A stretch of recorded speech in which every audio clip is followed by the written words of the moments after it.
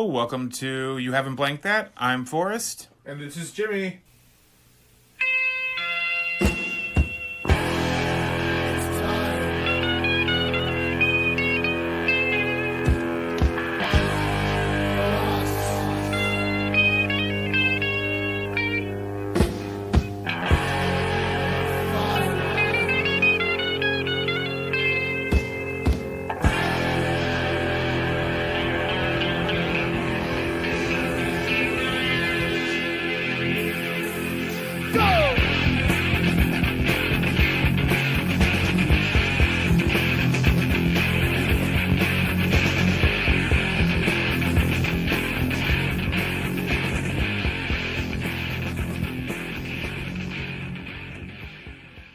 Hey, Jimmy. Hey, Forrest. So this week we watched a little movie called Tuesday. For our modern fairy tales month. Yeah. Jimmy, do you have a description of the movie Tuesday? I do. I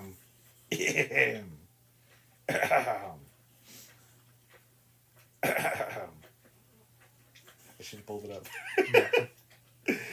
A mother and her teenage daughter must confront death when it arrives in the form of an astonishing talking bird. That is it. Visually, I like this movie a lot. Yeah.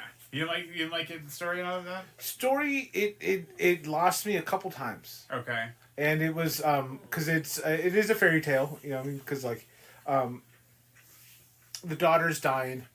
Mm-hmm. So the daughter's dying of cancer. Yeah. And the mom's kind of like avoiding like having to deal with anything. Yeah, and then and the mom's Julia Louis Dreyfus, by the way. Like it's not that was what kind of I was like, oh. Yeah, and which is great to see her in this like serious role, because it's she still has some like funny bits here and there, but like none of it was like comedy driven. It wasn't comedy driven. It was trying to break the tension of like my daughter's gonna fucking die. Yeah, and overall like it was just interesting, like the way that the bird comes in and like the way because it's a parrot that comes in and like a macaw, and it comes in and then like it's interesting seeing how it comes in for every person to take them away.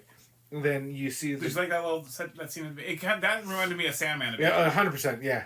So like there was a lot of like I'm getting a lot of references from that, and then but with the daughter and Death are meeting, she makes Death laugh, and then they kind of have like a hangout party. Yeah. And then like that was interesting and sweet. I was like, okay, this is cool. It's like how they're listening to Cube. Yeah. And then so but then like there's this like the mom comes home. It takes a weird fucking turn. And then like she ends up like. I mean, for a movie with a giant bird. Yeah, and then it was. I don't know, like it's just like because the movie dealt with grief more than anything, and the mom's like reluctance to be part of any of it. Yeah. But then also the mom abandoning her child to get whatever money she can to just focus on it is like to like support without being there, which is an interesting viewpoint when it comes to like grieving, because like you want to be there, but at the same time it's like you don't want to be present for the ugliness of it. You know what I mean? And so this movie like it pulled me in a lot of times, and it like at some points I kind of pushed away from it, but like I don't know if it's just for my sense of like how I deal with grief that I was like, oh okay, like this is touching too much, too close. Yeah. That I pulled away from the movie a lot. I enjoyed it. I thought it was good. There was just certain parts of it where I was like, okay, this is now turned into like a weird fantasy thing where the mom is now like going around and like hearing everyone's like voices calling for death, and she's you got to get how she gets there, because they're all hanging out and the daughter's like, give me like 5 fucking hours to tell my mom. Yeah. And so she tells the mom, and the mom's like, stop being fucking stupid. Yeah. Essentially, is what she says. And then like Death pops out, and she's like, hey, and then they talk a bit, and the daughter tries to say goodbye, and then she's like, hey, can I talk to you outside, Death? And then like lights. Well, what was interesting is all that felt like a fairy tale. Like, you know what I mean? Like when you read the older fairy tales, and it's like the weird shit, like the weird shit happens, and then there's the very like the visceral response to the weird shit happening. Yeah. And this visceral response is she douses it in gasoline, Yeah. lights it on fire. As it's smoldering, she fucking eats the bird. Yeah. Then she becomes death, and then so. Well, we don't know that right away. It takes a minute. But like everything, I mean, this movie is a fairy tale to the fucking like T. Like, yeah. To the absurdness to the absurdness of it. The analogy, all of it. It was. Yeah, because even I think I saw one thing that said that it felt like a live action Ghibli movie. Oh yeah, I see that. I see that completely, and it's especially when she gets all tall and she's all huge. Yeah. In the house, and then like it was. So the bird as death can grow in size. It can stay small or it can grow really big, and once it's inside the mom, like once the mom eats it, she starts growing. When it grows when it gets angry. Yeah. But like there's different things that can happen to it. Like when it gets scared, it gets smaller, but when it gets angry, it grows big. Yeah. And the daughter figures it out. Remember, that's how she gets angry. The daughter figures it out, and starts calling mom out on like, what'd you do with Death? Like, where the fuck is? I know he didn't just fucking leave. Yeah. She gets mad because she keeps calling her out on it, and she gets all tall and big, and that's how they figure out something's up. Yeah. Overall, like the movie was it seemed short. I didn't even know how long it was. Like an hour. I think it's like an hour and a half, 2 hours. Yeah, and it's because it flew by, and I've been very distant with it, just because I have grief that I feel like I've dealt with, but it's obviously still lingering. Well, but that's the thing. It's gonna linger. Yeah, like, for sure. It's like the anxiety thing. You're supposed to have all these things are supposed to linger. You're supposed to learn how to deal with these things. Oh yeah, like my grief, I just see it as like it's waves. I mean, like I'm standing in the water. Sometimes it splashes past me and I'm fine. Other times it just overtakes me and I tumble and I'm lost for a while and then whatever. But this is like it was nice. It had a lot to say about everything, especially the mom when she becomes death and she like they have that moment where like the death finally comes back and then they're on the beach and she's like riding this high of being death. Yeah, like she has this. But it's like and the daughter even recognizes like, well, no, you shouldn't be. Like this isn't something to be excited about. Like, this is. And then she carries her like a child as she's going collecting everyone else, ignoring her child's like needs. Yeah. And then like even like she goes, her and Death have that conversation saying like, hey, like like you need to tell her. You need to tell her right now. Yeah. And then so the daughter needs to tell the mom, you're dying tonight. Yeah. And then they have a conversation and then there's this beautiful, fantastic performance between the two of them. Where she's like, it's like I heard you. I've heard you calling out for Death, and like you see her not wanting to give that up, and you're just like, shit, dude. Like that's a really nice scene. They have their moment, and then like it's weird because there's a fast forward through it because like the daughter ends up passing, the mom lives longer, and then as she's kind of sitting there, Death comes back, and then they do this rewind of time, and it's great because it just shows you like it's what are the things that are most value to you. You know what I mean? But then I was thinking like as I was watching it, it's like, is this a special moment that Death chooses these two individuals for this thing to play out, or is this like does Death give this to a lot of people to give them like viewpoints of everything else? Because if you're able to turn back time, let that play out, and have your decisions change. Is this just this isolated story, or are there multiple stories like this throughout the world and time? Mm-hmm. And this is how Death kind of like entertains himself. Yeah. So, but yeah, dude, like it's good. I don't want to say I am in love with this film, but it is very interesting, very thought provoking. The fairy tale-ness of it does lends itself out to like, and everybody could watch and enjoy this film. One for like the just oddness of the film itself, but the story, the heart of it it's a really cool subject to see because you don't see it too much. Movies focusing on grief in like a lighthearted way. I wouldn't say lighthearted, but more a lighter tone. It feels like the Wings of Death just kind of spread out more. You know what I mean? Like that last book in volume 1 of Sandman. Oh yeah. I mean, you can tell that's a huge influence on this movie. And like it's nice because like I always felt like that that part of the Sandman stories needed like its own thing. You know what I mean? And then you see the live action adaptation of it, and they did a fantastic job with it. Did you hear they're giving it one more season? Oh, are they? Cool. That's all it's getting. That's it. I'm happy with it. Well, you know why? Why? You haven't been paying attention to the Neil stuff? No. Oh, about his sexual harassment? Oh, dude, it's pretty bad. Really? Even from before? Like 9 people bad. They're about 9 deep at this moment. Allegedly. Who's voicing out these opinions? Am I going to say women and you're going to be like, oh, women, that's who? Yeah. Why'd you beat me to my punch? No. He has a BDSM kink, which is no kidding to have. That I do, yeah. That's fine. That's why I thought he was beating the women. That's why I was like, ugh, I don't know. But then here's the thing. Well, though there's an issue with it though. He has a BDSM kink, but he doesn't have a masochist. No. A boundaries. He doesn't know boundaries with it. Oh, that's okay. The bigger thing that's a huge thing. And that's the thing is like, it's a thing that it's a thing I'm sure you have to build trust up with somebody. It's not something you go. I'm gonna go. Bang around at a convention. Like I'm gonna go like hook up at a convention and like do that like out the gate. It's not an out the gate thing. It's an established trust thing. Yeah, no, for sure. And hearing this, that makes way more sense. Yeah, that makes way more sense. I've got a shelf of Neil Gaiman books I don't know what to do with yet. Really, that's how you can't separate like the art from the person. It's really hard. This one's really hard. Cosby was the first one. I didn't have J.K. Rowling like all you guys had. Okay. I was a big Cosby fan as a kid.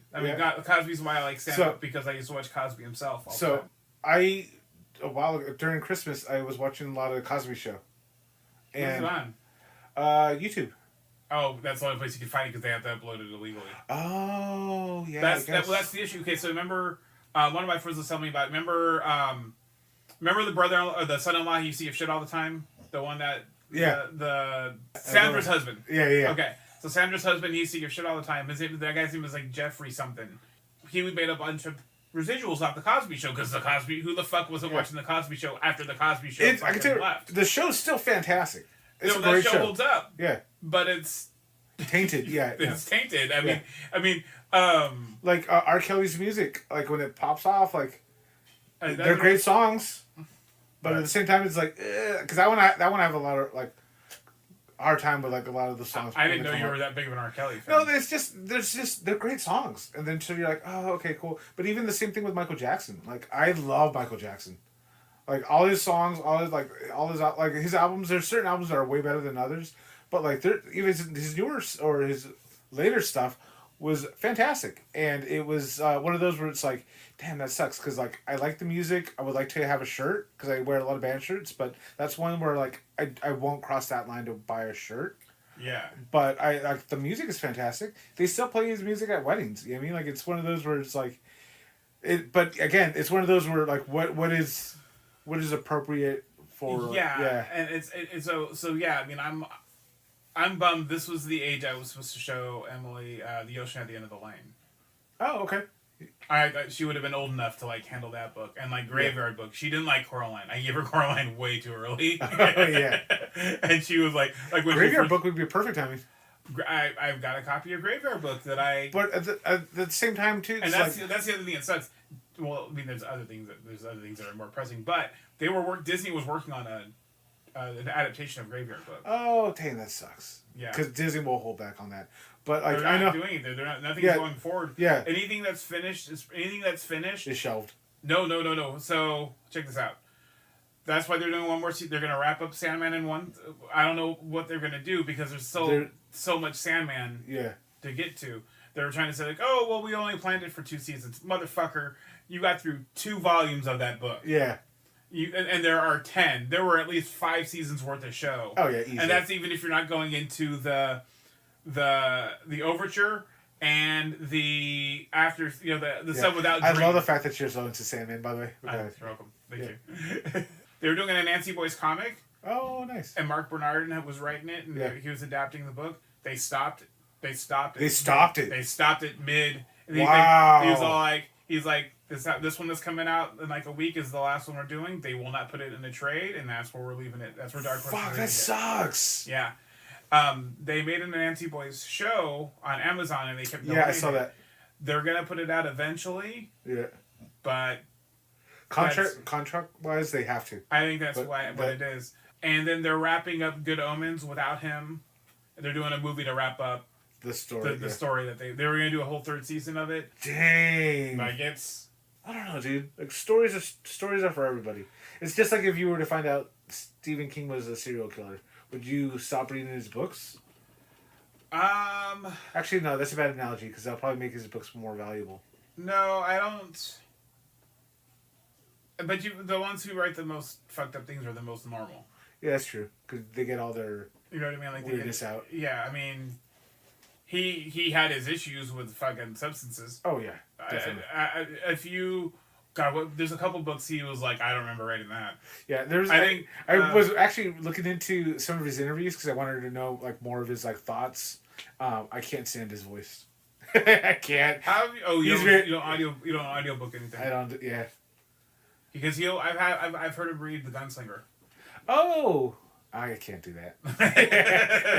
I was like, because it'd be nice to get like his tones, but like, no, that'd be weird. Will Patton, do you know who Will Patton is? Remember, if you saw him, you'd be like, oh, that guy. Okay, well, I'll look him up. But go ahead. He's the one who read The Mist. I just listened to The Mist recently, and he's done a couple other ones. When I listened to The Langoliers, it was Bronson Pinchot, Balky. Oh, okay. Bronson Pinchot does a lot of audiobooks, actually. Oh, I do know the guy. Yeah. Will Patton, yeah. Yeah. You know who reads a lot of Stephen King also? Is Steven Weber from Wings. Really? Lots of Stephen. He read a lot. I've heard him reading The Shining and a few other things, too. But yeah, Steven Weber does a lot of... he's done a lot of Stephen King books. I'm not going to say a lot, but a good number. Yeah. When you... Someone told me Rosario Dawson does audiobooks, and that almost got me like, ooh, I want to hear her. That could be a good one. She would be... I like listening to comedians' books. When the comedians read their own books. Yeah. Because it's like you're just getting another... You're just like getting a fucking setup set for them. The best one, and of course this is the best one, is the Norm Macdonald one. Okay, yeah. Because Norm Macdonald's one is like half bullshit and like half not, but it's fucking insane. Okay. It's like a Mark Twain book, but with Norm Macdonald's sense of humor in it. Oh, perfect. Nice. Yeah. But yeah, the Gaiman thing has been rough. Yeah. Especially like with sexual things, it just makes it so much more. I don't know. It's just a bummer because like the books that I've read, the comics that I read of them, they're phenomenal. They're fantastic, and so I don't have a problem with admiring the art from his point of view because I feel like it's completely separate. But I get your point of view because like once it's like something that like that. It's rough. Well, that's the thing is that because he was such a women's rights and consent guy. Yeah, it's just like, and he's saying like, oh no, everything was consent, and it's like, well, there's a difference between 1 and 2, and then like 9. Yeah, so there's a thing where yeah, I'll just say there's like parties I've been to where consent and like is 100% like standard for everything, regardless if it's like a nod or whatever. There needs to be very like clear cut, and there needs if people are coming in couples, they need to they verbally tell everybody like, yeah, we're cool, and then if they only get a confirmation from one, they'll go to the second one to find out and like, yeah, we're fine, and then we're like, okay, then everything is good to go. But like there's been times where like they've told their limits to each other and that's not what's happening in the area, and then things get chaotic very quickly, and like consent is so important, and it's you see people that just have an idea in their head and they don't know how to vocalize it, and then they do whatever they want to do, and you see just chaos brewing, and it's to the point where like Neil Gaiman probably has an idea of what it is, understands the outside version of like the topic, but he has the outside topic view of what it is, but internally I don't think he knows how to process any of those steps. And if that's the case, then like I feel bad for him, because it's nothing that he's doing intentionally. I think it's just like a primal urge that he's just kind of just doing to say no it's cool because it's this, but I don't think he's seeing himself. Yeah, that sucks. Well, the other thing that was bothering me is like I'm being vague. I don't want to know about it, but at the same time, it's like no. If I like him, I need to know. I need to know. Find the Vulture article about it. There's a big article about it. Yeah. Someone sent me a podcast from called "Is This a Cult?" Okay. And I don't my beef with anything is that Oh, this is way worse than I thought. Okay. Yeah, that's what I'm saying. Yeah. Okay. That's what I'm saying. Like, even the article title is a little. That's much. Okay. Whew. Okay. Yeah. I'll look into that later. God damn, that's. So, they were talking about how. I take back me defending him. Yeah. I gotta read this, but yeah, dude, that's. Whether somebody is wrong or not, if someone's wrong, they're gonna get enough shit. Like, you don't need to like interpret things. Yeah. And so that's what this thing was doing, and I'm like, I'm not defending, but I'm also not gonna, if someone's wrong, then let them be wrong on that merit. Yeah. Or what merit is there's a spectrum of merits. Yeah. I mean, I know demerit is like the bad part, but like there's merit. Yeah.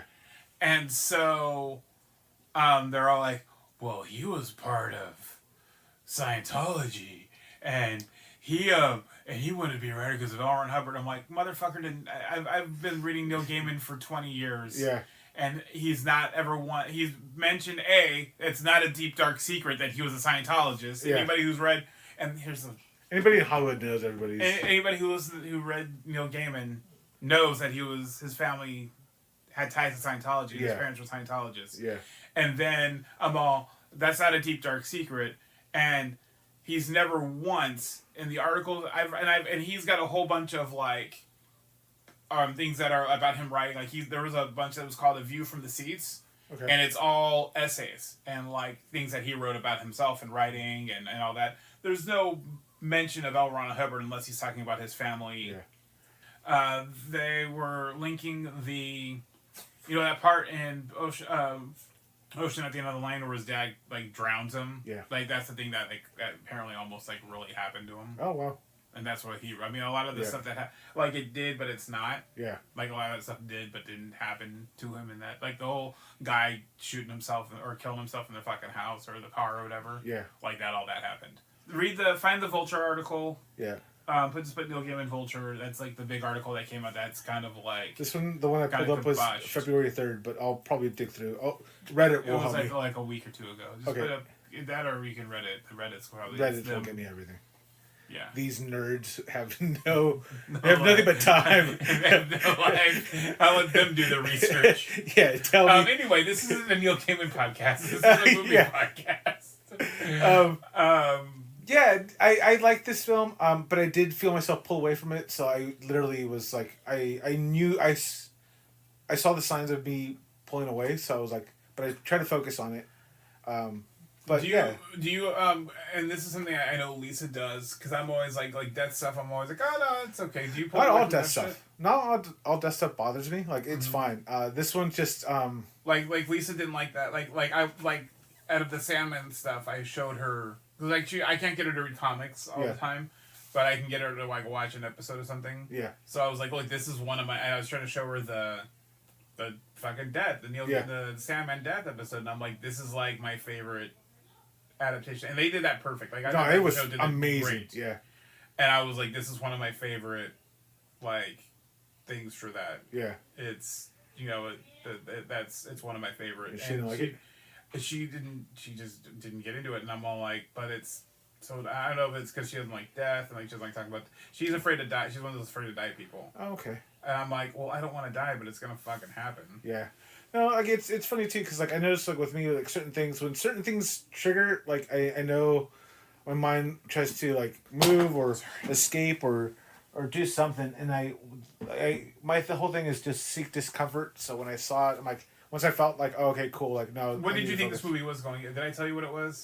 No, you just told me. I think you might have mentioned the bird was death. Yeah, but you didn't know what it was. I had about. no idea about any of it, so I was like, okay. What did you think was going to happen? Other than...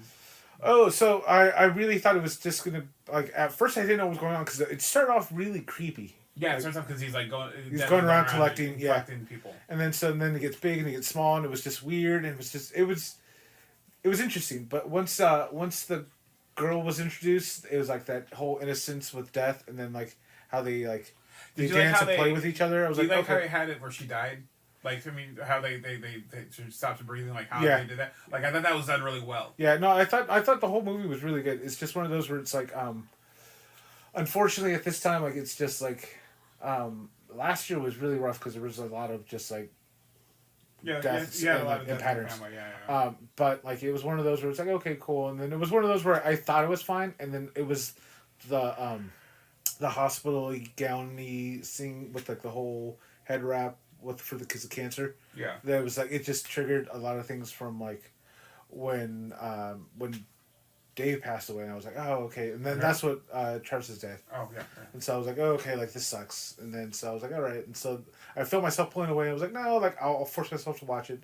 A lot of just kind of newer emotions kind of popped up, and then I dealt with it. So I had a pause the movie, kind of deal with like how I was feeling, what was going on, and then just kind of move forward. So like I like the movie. I do like it's a great movie, but like it's it hit me sideways and like I wasn't expecting it. It hits you in a way that you don't expect. Yeah, because so you're not expecting like this weird, strange, and I mean, like I said, it's a fairy tale. Oh yeah. From fucking top to bottom. Yeah. I mean, like from this, if in a dictionary where you put modern fairy tale, this should be there. Yeah, like this reminded me a little bit of just visually of it.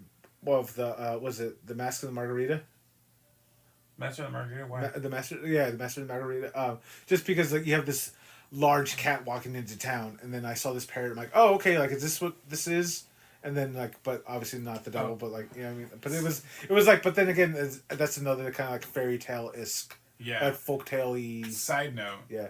I'm gonna probably put this out. Lisa and I, speaking of Master and Margarita, Lisa and I went book shopping they do the book sale every 3 months that we go to. And she's like, oh, I want this book. And she holds it up. It's the Master of the Margarita. And I'm like, there's a couple of things you need to know about this book. Yeah. A, this is one of my favorite books. We already have this book, so you can put that down. Yeah. B, this is about religion. Yeah. So she doesn't like religious shit. And I'm all, this is about religion. So I don't know if you want this. It's about Jesus and religion. Yeah. And she's like, it is? And I'm like, yeah, but it's really fucking good. Yeah. It's one of my favorite books ever. And she's like, it's about religion. And I'm like, I know. That's how good this fucking book is. I borrowed Daryl's copy and was having trouble understanding it, so I got a different translation of it so I can understand it better. So, like, I think that's probably, like, an aspect that was missing from this. But, like, I feel like you don't really need it. Like, but it had no religious tone to anything. Which I appreciate because you're separating the two topics. But then, like, most people, when they deal with death, they kind of reach for religion. And then this book, it's like, the girl's already come to terms with it. The mom hasn't. And then the mom, like, so it was like it was a interesting aspect of seeing death play out without religion tied to it, which was like, that, I found that interesting. But also, like, I felt like I needed more of, like, your grounding and why you're a stronger person without it. You know what I mean? Yeah. But like overall, like I thought the film was fantastic. It was just, it just hit me sideways. I wouldn't say it's one of my favorite films, but I do like it. It's good. Yeah, I love this movie. I just saw it on a whim. I saw what it was, and I'm like, oh. It's funny too because it's popped up on my thing constantly, and I ignore it. I'm like, I don't want to watch it. Like it seems I was just like, oh. Because I saw Elaine. I'm like, ooh, Elaine. I'm like, like, but like I never once was like, let me see what it's about. Yeah. But we ask a question every week. Corey Feldman. I don't want him to be deaf. I need him to be dead. I don't want him to. How great would it be to see a parrot, a macaw, just moonwalk into the room? I'm here for your child. I got it. I got angels with me. I can't even say it. I can't even get it out.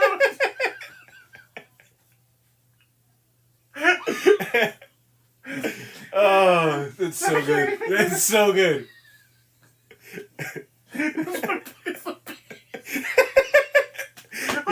You're so red. He's fucking dying. He's like this one plays the piss.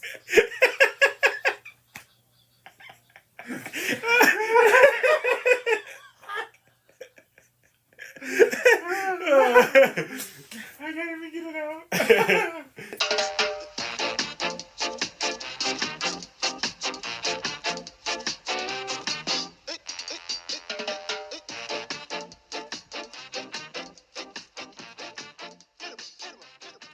So I've gotten pretty good at my job where I'm a lot quicker. So I've gotten more free time to do stuff. So that's why I started reading again. But I've also participated. I'm participating as a dungeon master for a D&D group. Tell me about this. So I'm pretty excited. Like nice. So the first campaign I ran like a couple of years ago was it was a Rick and Morty. A Rick and Morty one, and it was super easy. Like there was not much to it. But it was fun, and we did you have a guide or did you come up with one? No, they came with a guide, so it was super easy to do. You were just writing it. Yeah, and I was like, okay, cool. But this time around, we're doing an actual like D&D module thing. So we're playing this. It's called Waterdeep Dragon Heist. So it's like this big old like money's been stolen and it's hidden in this thing, and we gotta find it, and So I was like, oh, this will be easy. It'll be just like the Rick and Morty one. It is, but it's like, that was like preschool level, and this is just so much information that I have to read. This is the fucking yell of it, if you will. Dude, so I've been reading like 3-4 books about this town, so if anybody asks questions, I kind of know what's going on. Then there's this like other book about like history of like what's going on, then this other thing about like, you know, all this. So my brain is just wrapped in all this like the fantasy world right now. But like the amount of reading that I've done is insane over this game. So like, which I'm all excited about. So if anybody asks any questions or whatever, they point to a building or whatever, I can answer whatever questions. But our party is so like, I wouldn't say the beginner level. They're just very much like, oh, cut to the action. That like, I realized, oh man, I did all this reading for nothing. But like, for me, the enjoyment's nice because I know it's the tapestry there. But yeah, man, it is. Sure? You sure you don't ask about the shop over here? There's a statue right here. You sure you don't look at the statue? Okay. You want to read the inscription? Yeah, no, for sure. That's how it is. Hey, I don't know if you know this is a statue. There's a tick's hanging out.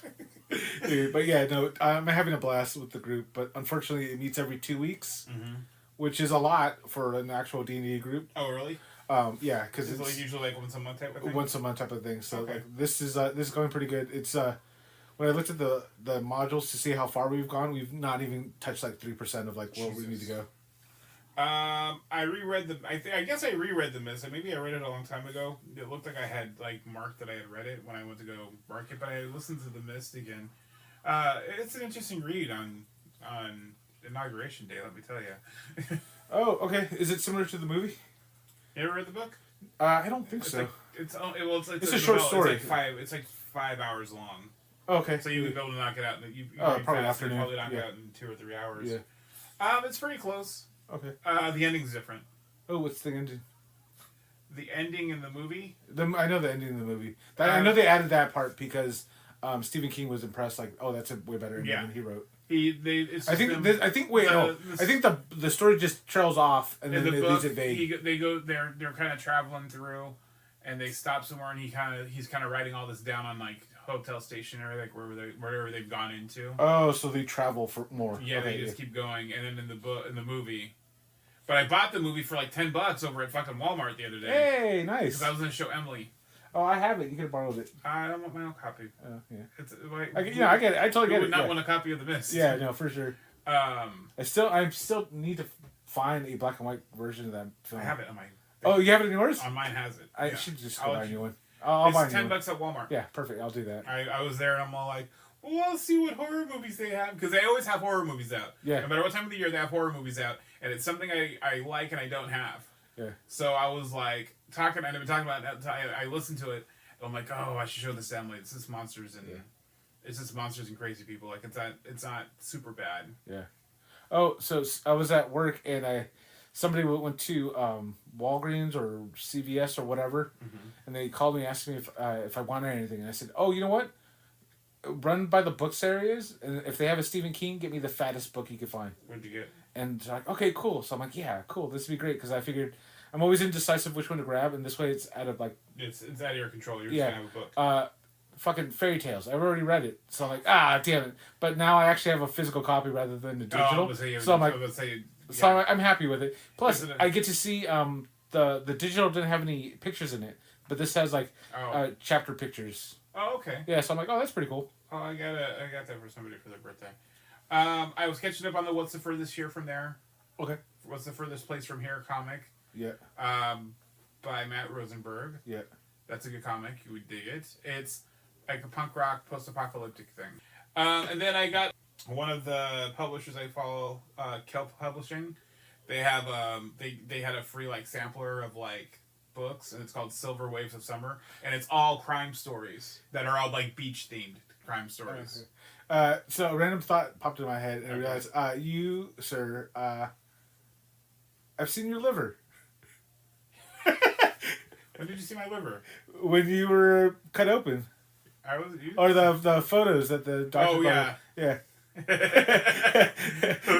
looked over at you. It's because it's the sweater you're wearing. It's the same color as your liver. So I was like, oh yeah, that's okay. There you go. Okay, is that what color it is? Yeah, so that was accurate in like all the movies with Seema whole liver. Yeah, she was accurate. Yeah, very accurate. It looks pretty good. It's probably the healthiest liver I've ever seen. Yeah, I don't know how, because I've got a fucking decade of drinking underneath it that would tell you otherwise. Did you ever read? I read a couple Stephen King, but like the shorter Stephen King books. I'm not done with this one because I've been kind of going back and forth. Did you ever read Rage? Stephen King doesn't put it out anymore, so you probably didn't. It was in the Bachman books. So did you ever? The Bachman books was one of the ones I got. So I've heard of Rage, but I think you may have mentioned it in the past. It's one of my favorite because it's in the Bachman books. So the Bachman books. Did you ever read the Bachmans? No. So the Bachman books they don't sell it as the Bachman books anymore because they don't sell Rage anymore. So Bachman Books has Running Man, The Long Walk, which they're making a movie of, and Rage, and I forgot the fourth book. Okay. Rage they don't show anymore. He doesn't publish anymore because it's about a kid shooting up a school. Okay. Makes sense. And so he was just like, I'm taking it out of publication. He's like, I'm not doing this anymore. So that's why like everything else, like Running Man and everything else, like they've kind of because now that people buy such small books as it is, they've kind of separated a lot of those giant books. Like. Look, I had one book that I think it got ruined in like water or something, but it was Stephen King at the movies. Oh, that's cool. And it was like The Mist, and it was Shawshank, and it was The Body, and it was all those fucking books, like all those good ones, and I think Running Man. Oh, okay. And it was like 4 or 5 books in there that were all Stephen King movies that made it Stephen King. It was such a good fucking collection. That's cool. And I think it just got ruined because I think it was like a box or something that got ruined. Oh, so at work I was watching. I had my HBO on the TV. So I was watching Misery. Fantastic film. I forget how great it is every time I watch it. Did you ever read the book? No. Oh, I should read that one. That's a good book. I should read that one. Yeah. Pretty close. Different in some spots. Yeah. Yeah, you'll see it. Yeah. No, for sure. That's actually a great choice. A great fucking book. I read that one. Thinner. You know, I think maybe Thinner was in that book too. That was tell you the same. Did you ever read Thinner? No. Did you ever see Thinner? I have seen Thinner. Okay. Thinner. Yeah. So, did you watch all these Stephen King movies and not know they were Stephen King? I seen all the. Actually, that's true. I did find out later on that they're Stephen King. Because you were like, oh, okay. Because 2 of our friends from high school were always like, oh, he takes forever to describe shit. I'm like, yeah, motherfucker, because he's a good writer. No, Anne Rice takes forever to describe shit. Yeah, and they read Anne Rice, by the way. Did they read Anne Rice and they were all about those Anne Rice books? They read the fuck out of Anne Rice, and Yeah. then they were bitching about Stephen King. Yeah. But yeah, I see. Where were you when you should have been? And then you took their fucking advice and didn't read Stephen King. I know too, and especially reading. And like, how many fucking Stephen King books did I throw you in high school? Yeah, and and I'm not gonna do this. Yeah, because the thing too, it's like I read Anne Rice, so I figured, okay, this is baseline for like wordy writers. Knowing about Stephen King, I was like, okay, I can't take too much of that, so and hence why I avoided it, which is dumb because like I missed out on so much. Yeah, but I also think Stephen King's a million times better of a writer than Anne Rice is. They're making a new Monkey Shine movie. Did you see that? No, it's not Monkey Shines. It's The Monkey, also based on a Stephen King book. Oh, so this is a separate story? I thought this was like independent. Like, okay, we're gonna just break off and make our own story of it. No, it's based on a Stephen King book. Oh no shit! And it's that's supposed cool. to be fucking batshit crazy. Did you see Longlegs? No. If you see Longlegs, it's the same. Okay, actually, remember that Dead and Breakfast movie that I had? Yes. The killer in that movie, Osgood Perkins, is the director of both of those movies, of Longlegs and this. Okay. And his dad was Anthony Perkins. Okay. Oh. From Psycho, Anthony Perkins. Yeah. That's cool. I watched. Okay, they have that Saturday Night Live movie. Yeah. It's on Netflix right now. Oh, perfect. Okay. Do you have Netflix right now or no? I do on my phone. That movie is fantastic. I really, really like it. I'm also, fucking all about Saturday Night Live. Like, it's my thing. Yeah. So, yeah, but it was really good. Nice. Oh, I saw another movie. I watched a partial movie. What's that? I was in the kitchen at work and I was making food. Now that I have this air fryer, so I'm all over the place. But I turned on Roadhouse, the original one. I'm like, oh, I love this film. Oh, how far did you get to Roadhouse? Yeah, so not far at all. Not far at all. So I was like, all right, so I started it, and then I was like, yeah, this is great. Like, Roadhouse. Like titties pop out of that movie in like 5 minutes. Yeah. Like in the bar fight and like someone pull down the top by accident. So at one point the film's on, and then it just started, and I'm like in the kitchen digging around, pulling out stuff, chopping up things, and then this guy from Land comes in. He's like kind of talking to me, and we're just chatting. He looks at the TV. He's like, "This should not be playing." I'm like, "What are you talking about? It's a fantastic film." Some other lady from purchasing walks in, and she's like, "Oh, Roadhouse," and we're talking about it. I'm like, "Yeah." He goes, "Dude, this should not be playing. I'm telling you right now. I know this movie by heart. You should not be playing this." I'm like, we're fine. We're all adults." And as soon as he turns around to make some coffee, fucking like the waitress comes up with her tits just hanging out. We're like, "Oh crap!" And then we're like, "Oh," and then we kind of laugh like, "Oh, perfect timing for you to turn around." And he goes, "I know this movie." And then he's like, "I know." The waitress's tits. And I'm like, "Oh, it's not that bad." And then they're like, "Okay, cool." And then like literally maybe like 3 minutes later, boom, tits. We're like, "Oh, okay, yeah, TV off at this moment." So have you heard the Bill Murray story about that? No. So the doctor that he tells pain don't hurt, and then he's banging later. Yeah. That's his friend from, I think, Saturday Night Live or one of the, like, Lampoon. Okay. His name is Mitch Glazer. That's his wife. Kelly Lynch is his wife. Oh, okay. So Roadhouse would be on like HBO at 2 a.m. and he'd go, "Hey Mitch, yeah, I watched Patrick Swayze do your wife." Funny. For Mitch, I'd be so pissed. Yeah, they've been friends for. I think he was a Saturday Night Live or so they've been friends forever. That's cool. So okay, I listened to the book of "I Know What You Did Last Summer." Oh, is it a book adaptation of the film? No, it was a book. Book first. So here's the thing. Okay, book actually came out in 1973. Wow. But the book is like a teen book. Like I would give this book to Emily to read. Like a Fear Street. Like a Fear Street, yeah, and then they adapted it darker, like Fear Street. Okay, cool. So, but here's the thing: it's one of those books that they went through in time and they've updated it as technology. Okay. Like I think they've updated it to make it be in modern time. Yeah.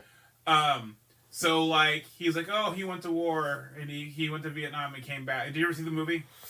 Yeah, I seen the movie. Okay. Yeah. So I'm not spoiling anything then. Yeah. He went to war, and then instead of saying Iraq, they will say like I think they said like Vietnam because the book came out in 73. So you have to come back in 73. Yeah. But they update the technology, but they don't update. And it's gonna sound weird, but when you listen to it, it makes sense. The sexism. Oh, okay. So they're 1970s sexist, but they're all like, we're talking into cell phones. Like, it doesn't match. Like, and this is, you're making it sound like my new favorite book to read right now? Like, it's a short read. It's only like a 5-hour read. Okay, yeah. Okay. So, like, they're just being pieces of shit, but they're being too shitty for the technology that's, like, there. Like, like, it didn't make sense. Like, the way that they're thinking, it didn't match. Like, it just didn't feel like it matched. Send me the version, or take a screenshot of it so I have it. I got it off of the library. Yeah, I mean, just find. Because if I find the version and it's the actual like original one, that'll be kind of bummed. They've updated it I could probably find it. They updated it like around the time the movie came out, and then they updated it like 10-15 years ago. Okay, I'll look for the publication date when they do it. It was interesting, and it was, I don't know which one I had. Like, I don't know if I had, because they're all like, well, don't you have your webcast today? And it's like, right. What? Dude, actually, that'd be fun to read side by side. You know, just to see. Like, I was hoping for the 70s one, and then they kept saying like cell phones, and but they'll be like. They're like, oh, he'll answer his cell phone, but then he'll like have to go in the other room to grab the telephone. Like right before the Ryan Felipe character gets shot. Yeah. He goes and answers that call. Yeah. But like they talked about a second ago how he was on his cell phone like right before that, I think. Okay. Like it didn't make sense at all. Like he runs down the corner to use his cell phone. Yeah, he lives in that frat house. Yeah. Not the last one, but the one before, like the middle. We'll say the middle version. Update. Yeah. And I'm just like, why are you doing this? Because this doesn't. It just. I thought it was funny because it didn't match. Like it felt like the vibe just didn't match. Yeah, because I guess you wouldn't like, even if you were trying to update it, you would have to rewrite it then, right? To make it more coherent. That's my thought, but I'm also like, why are you doing that? Like, keep it of its time. Like, that's how I feel. If you want to watch an updated version of it, then go watch the fucking movie or rewrite I never saw the version movie because I was never really into slasher flicks. I saw it. I liked it. It was a good one. I heard it's. You know what? It's good for what it was. You know what it is? I feel like Kevin Williamson's best movie is Seven. Okay. And I don't think I'm going to see a better like movie that he's going to write. Like Seven is one of my favorite fucking like dark ass fucking detective stories. Crazy. I am waiting for my daughter to be like 15 so I can show her Seven. Oh, jeez, that's rough. Because even with the sloth guy, like, dude, I should already watch that movie. Oh god, that movie's so fucking good. Yeah. That's one of those movies that used to be on it. I just put it on. Yeah. Like that's such a good fucking movie. Yeah, fuck you. But like I know he wrote Scream and he wrote this, and I know he's written other like slasher things. But I'm just like I don't think he's gonna. I don't know. I know for 100% Scream's not a better movie than Seven. Scream is not. No, Seven's a better film. I know. Scream is great. Scream is a great film. But yeah, no, Seven's way better. It's written so they're not in the same league. Why am I not gonna watch you at your not peak, but like, yeah, like at your best, like at your max. You know, like why am I gonna do that? And I don't know. I'm interested since I listened to I know what you did last summer because I knew that I just wanted to get through something really fast because I hadn't finished the book in a minute. Yeah. Well, I hadn't finished a couple books in a minute, so I wanted to make sure I got through something kind of quick. Yeah. And I was just like, oh, okay, I'll do this. It was just there. It was okay. It was very much like a Fear Street like type book. Okay. Yeah, I don't know how that could have been made as a PG-13 movie, but like I know he probably wasn't going to do a PG-13 movie, like writing something like that. Like exactly, you know what I mean? So I don't know. I'm interested to see how they do the twist in the movie. In the movie, do they do the whole? Okay, so I don't know if I'm going to ruin the book for you or not. So we'll figure it out. Okay, is the guy that lives in her apartment the same guy that she's dating? That the other girl's dating? Oh, because so in the movie, it's they're in high school, or are they all in high school? They're, I believe, high school or just left high school. She's okay. So in the book, Jennifer Love Hewitt is still in hhigh school. Yeah. And she's trying to figure out college. Ryan Felipe's out. Yeah. Yes. So is Sarah Michelle Gellar, and then Freddie Prinze Jr. had left, and then that comes back. Yeah, because you know what? Because I believe they go back to the high school. Oh, see, they don't do that. Yeah, and I believe because it's been a long time since. Oh no, they do at some point because she gets out of school and he comes out. Now, is Jennifer Love Hewitt dating somebody else at some point? Is she dating? No, I think she's single, but she's like talking to people. Okay, because she's dating. So okay, so what happens in the? I could be wrong. Do you want me to ruin the book for you? Yeah, go for it. Okay, so the book, she's like, and I don't know how this would work in the movie. Like it didn't make sense. Because they run over the guy in the beginning. Is it a guy? Yeah, it's this. Okay. So because and then like he's in like a cloak or whatever. It's a dude. And then it's a grown up. They hit it. Yeah, it's a grown up, and then they fling him over to the side. In the book. Oh. It's a child. They run over a 10-year-old. Oh. Wow. Yeah. They run over a 10-year-old in the book. Ooh. Okay. And what happens is, okay. So I'm just gonna ruin the fucking book. Yeah. Okay. So starts off. And they kind of sprinkle in, I don't know how they do it in the movie. They kind of sprinkle in information as it goes along, and they kind of flash back between. In the book, they're slowly as they introduce characters, they're kind of telling everybody about it, and they have the past. So General Love Hewitt's seeing some guy. They murder a child. Well, they murder a child. They run the child over, and then they're like, "Oh, we don't need to go back. It's cool. What are we gonna do? The ambulance can help." Oh, okay. Is that what happens in the movie? No, they ditch the body into the water, I believe. Okay. They're like, because they're near the sea, and then they have this water, and they like, well, let's just get rid of the body, and then like they kind of bully her to like help, and so everybody gets rid of the body, and then they grow distance because they're like whatever, and then the letters come in and saying, "I know what you did last summer," and then they start like killing them one by one, and I believe it's with a fish hook. So they're killing them. Yeah. Because they don't kill anybody in this book. None of the main die. No one main dies in the book. Someone gets hurt, but nobody main dies. So everybody else dies in the book.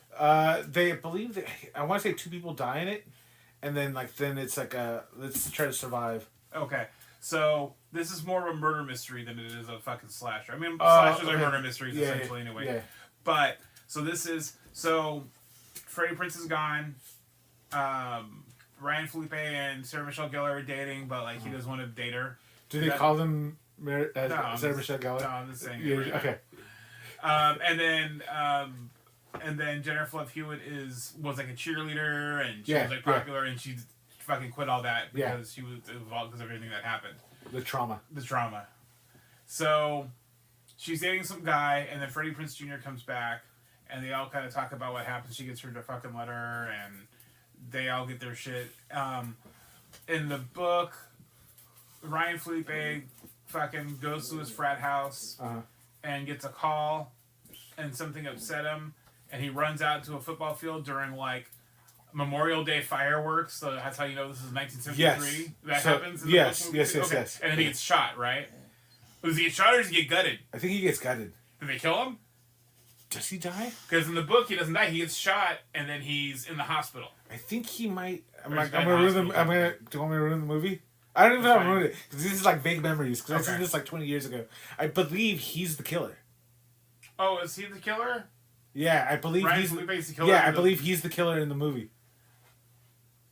Fuck, dude. I'm kind of interested. Dude, now I want to see the fucking movie again. I have like these vague fog images in my mind of like what happened. So then, watch me be way the fuck off. So then, while that's happening, Sarah Michelle Gellar lives in this fucking apartment building because she comes from like rich family, I think. Yeah, but I believe she's still at home. No. Okay, is she still at home? Okay, I think so. So in the book, she lives in an apartment building. She was able to get a job because she was like, family life sucks. I want to go live in my own fucking place. Yeah. And she's in town still so she can help her mom. Her mom's like disabled in the book, and she has a really shitty sister. I don't know if the family's introduced. I think that's too many people for such a short film. Well, they may not have done that because it's kind of a teen movie. Kevin Williamson went kind of teen movie with his slashers. Yeah. So there's a lot of like John Hughes tropes in his movies. Oh, you what? You didn't think about that shit? No, but yeah, you're right. That's why I wanted to watch. That's why I kind of had to like make sure it wasn't ripping Scream off when I was doing my thing. Yeah. Anyway,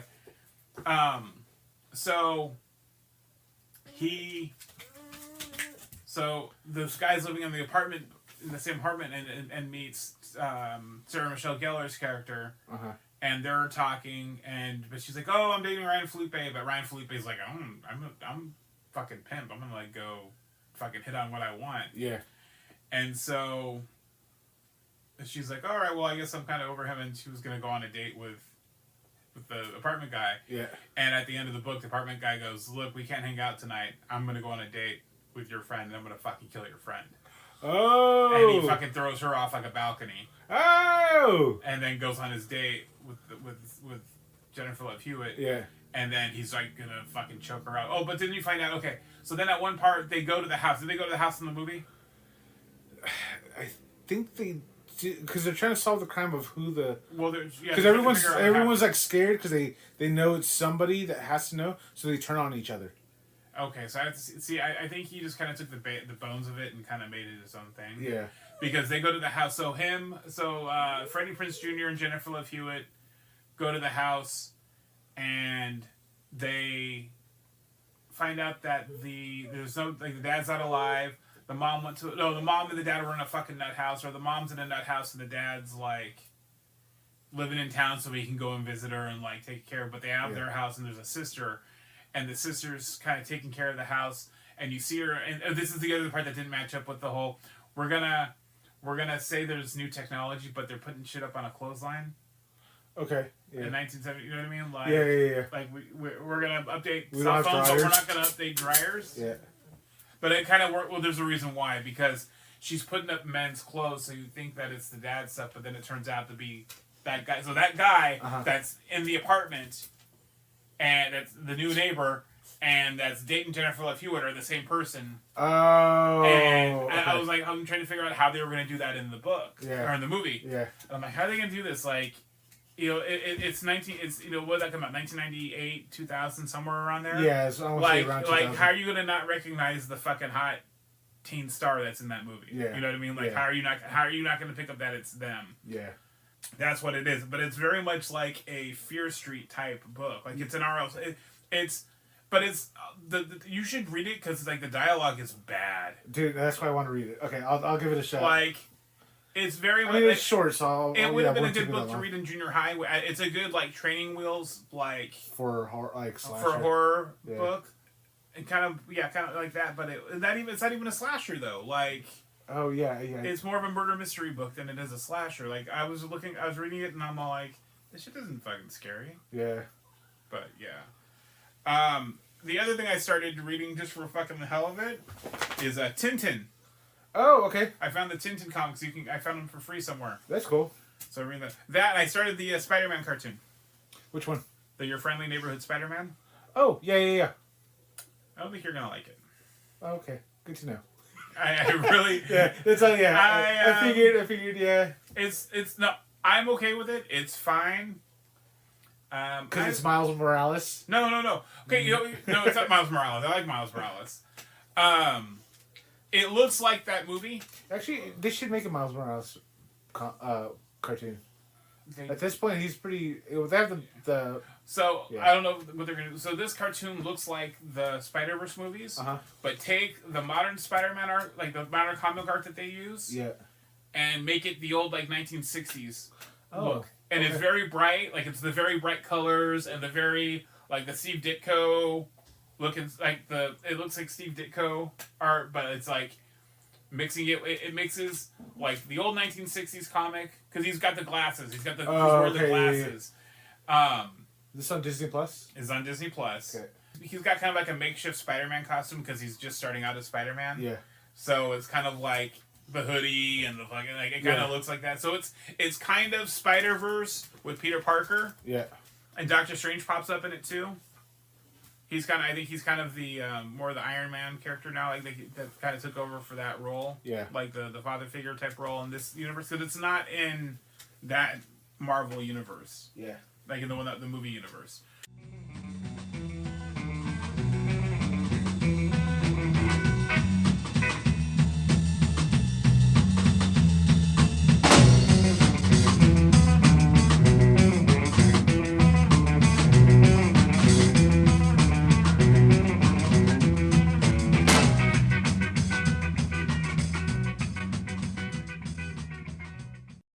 Hey, Forrest. Hey, Jimmy. So next week for our Disney month, we're gonna watch a little movie called Treasure Planet. Ooh. Next week. Well, that's going to do it for the episode this week. If you have any questions or comments, you can hit us up at our Instagram at YHBlankThat. or you can email us at yhblankthat@gmail.com. Bye. Bye.